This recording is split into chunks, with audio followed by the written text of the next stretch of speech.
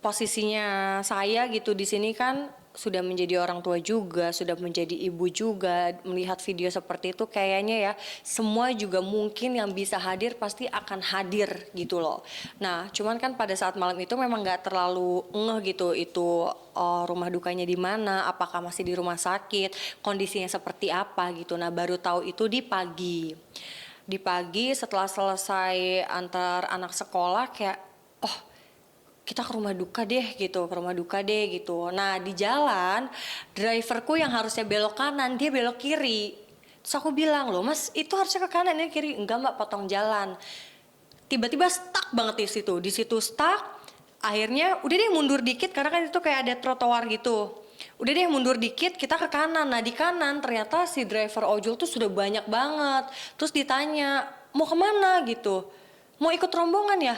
Rombongan, aku bilang iya ini mau ke pemakaman. Oh sudah mau dimakamkan, aku bilang iya ini lagi jalan. Oh ya sudah, akhirnya sama driver ojol itu kita dibukakan jalan lah di belakang ambulans. Jadi itu ada sekitar 3 ambulans, mobilku baru ada ambulans lagi di belakang gitu.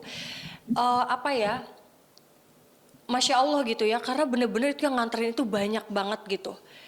Aku sih selama hidup gitu ya lihat orang yang lebih di atas tuh ya udahlah, maksudnya nggak pernah iri gitu. Dia misalnya punya apa, ih kok dia punya itu aku nggak gitu. Tapi hari itu aku iri sih karena kayak ini kalau misalnya kita yang meninggal tuh apakah bisa yang nganterin sebanyak ini gitu. Kita nggak tahu kebaikan almarhum apa yang sudah dia buat selama hidupnya gitu sih. Jadi ya ikut ke pemakaman, ternyata ibu dan adiknya tidak kuat, dibawa ke pos. Akhirnya aku ke ibunya, ke adiknya, dan ya ibunya nggak banyak ngomong, ibunya cuma meluk aku. Abis itu dia bilang, saya nggak butuh uangnya, saya mau anak saya, tapi anak saya sudah tidak bisa kembali lagi. Dia bilang gitu, saya mau anak saya.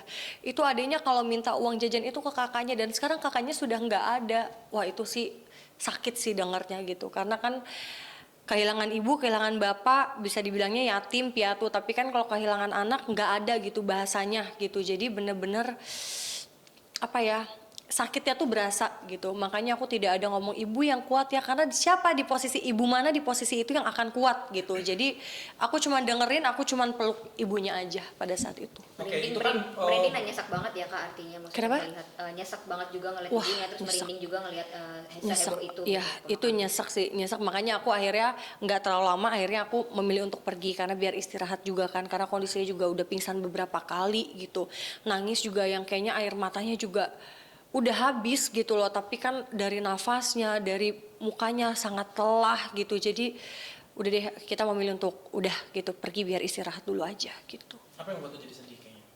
Sedih lah kak, karena kehilangan anak ya, apalagi almarhum itu kan katanya tulang punggung gitu. Jadi ya semua pasti bergantung kepada beliau gitu. Jadi Masya Allah lah. Tapi dengan diantarkan segitu sih, papanya pun bilang ya ampun, katanya sangat gak nyangka gitu almarhum itu diantarkannya dengan itu ojol isinya. Kalau lihat videonya kan itu bener-bener lautan ojol gitu loh. Itu merinding sih liatnya. Di antara tengah kerumunan massa ya dan driver ojol dengan situasi seperti itu, nggak ada rasa takut seperti apa? Enggak sih kalau takut, karena kan memang nawaitu kita itu bukan mau macem-macem ya, memang mau mengantarkan ke pemakaman, mau mendoakan, lebih ke situ. Jadi nggak ada tuh pikiran rasa takut ini itu, sama sekali nggak ada sih. Dan karena selama pemakaman pun tidak ada yang berbuat yang aneh-aneh gitu, karena kita semua memang mendoakan gitu. Bahkan yang mau angkat keranda pun juga bener-bener rebutan gitu. Pagi mendengar ceritanya Afan meninggal secara tragis, Iya, dikatakan seperti itu. betul. Ya, dengan apalagi kamu juga dengar curhatan ibunya, betul. benar kayak udah nggak bisa nahan air mata banget. Udah nggak bisa sih, aku dari rombongan itu datang itu aku udah nangis gitu, karena nangisnya kayak ini almarhum selama hidupnya ini kebaikan apa nih yang beliau bikin gitu. Selama hidupnya nih almarhum nih ngapain ya, kok bisa nih diantarkan segini banyak gitu. Jadi rasa sedih, nangis, iri, maksudnya iri dalam arti belum tentu kita meninggal dihantarkan segitu banyak orang gitu. Di sisi lain juga tapi ada keluarga yang ditinggalkan gitu. Jadi bener-bener campur aduk sih itu rasanya. Artinya kamu bisa memposisikan perasaan ibunya Afan seperti apa? Iya betul, makanya karena aku udah punya anak, jadi kan pasti kita ninggalin mau kerja aja kayaknya sedih gitu, apalagi ini ya kehilangan selamanya gitu, itu udah nggak, aduh udah nggak bisa dibayangin sih. Nah, hari ini kan update-nya atau minggu kemarin ya, Afan itu udah dapat rumahnya itu kan.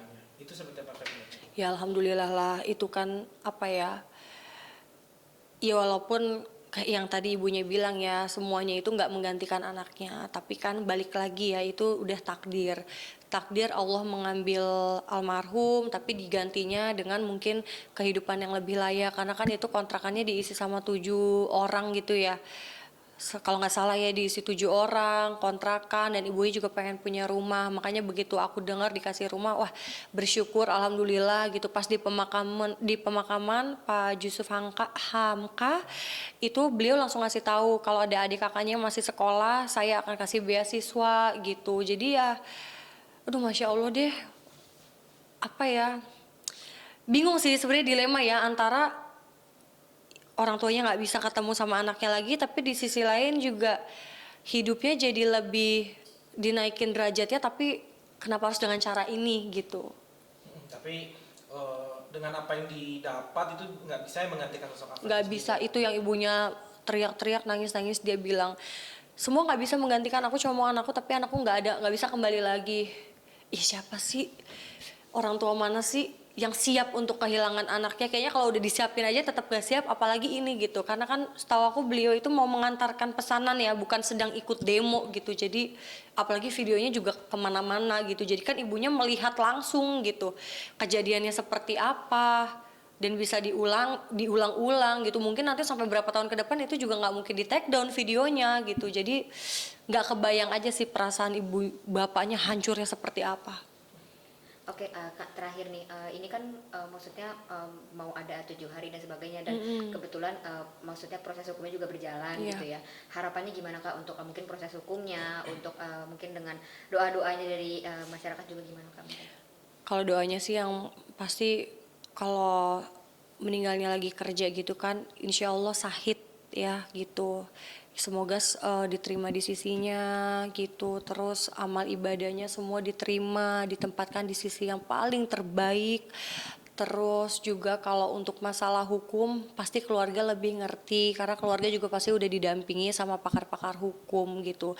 Ya yang pasti harus terus dicari tahu lah, maksudnya ini tuh kenapa, karena apa gitu. Pasti keluarga udah tahu yang terbaik lah kalau masalah itu. Doa untuk Indonesia dari Febri. Doa untuk Indonesia, semoga Indonesia lekas bangkit lagi, semoga aspirasi masyarakat juga didengar, dan buat para pendemo semoga bisa tetap memposisikan kita sebagai rakyat yang memang taat aturan, tidak ada anarkis, merusak fasilitas umum, walaupun ternyata kan banyak yang merusak itu bukan pendemo ya, tapi banyak juga provokator gitu ya. Kalau bisa jangan seperti itulah gitu.